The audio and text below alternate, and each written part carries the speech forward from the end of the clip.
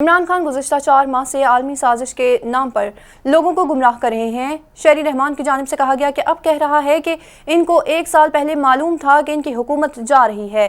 انہوں نے مزید کہا کہ وہ مسلسل ایک بیانیے کی تلاش میں ہے، شکست تسلیم کرنے کے بجائے ابھی تک وہ اداروں کو ذمہ دار ٹھہرا رہے ہیں۔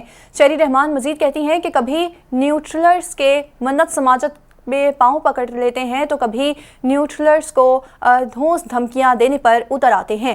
وہ کہتی ہیں کہ کبھی کہتے ہیں کہ اقتدار سے نکل کر خطرناک ہو جاؤں گا۔ اگر عمران خان کے مخالفین پر کیسز تھے تو ثابت کیوں نہیں ہوئے؟ اب وہ دعویٰ کر رہے ہیں کہ ان کے حکومت کے خلاف کوئی کرپشن کیسز نہیں ہیں۔ شہری رحمان نے مزید کہا کہ کیا بیانیہ بنانے کے چکر میں چینی، گندم، پیٹرول اور دیگر کرپشن کیسز بھول گئے ہیں؟ انہوں نے کہا کہ موجودہ کابینہ پر انگلی اٹھانے والے کیا اپنا دور بھول گئے ہیں؟ سابق حکومت کے لوٹ مار کی کہانیاں بھی آہستہ آہستہ ابھی سامنے آ رہی ہیں۔ شہری رحمان کی جانب سے یہ کہا گیا ہے۔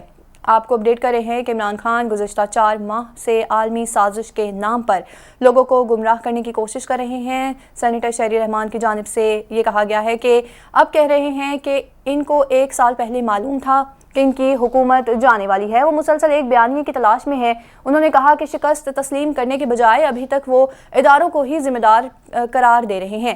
کبھی نیوٹرلرز کے منت سماجت میں پاؤں پکڑ لیتے ہیں تو کبھی نیوٹرلرز کو دھونس دھمکیاں دینے پر اتر آتے ہیں۔ کبھی کہتے ہیں کہ اقتدار سے نکل کر میں خطرناک ہو جاؤں گا۔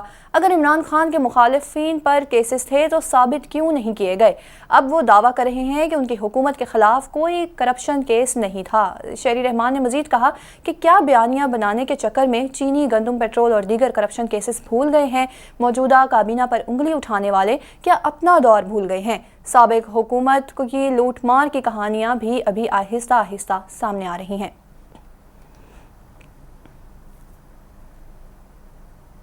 آپ کو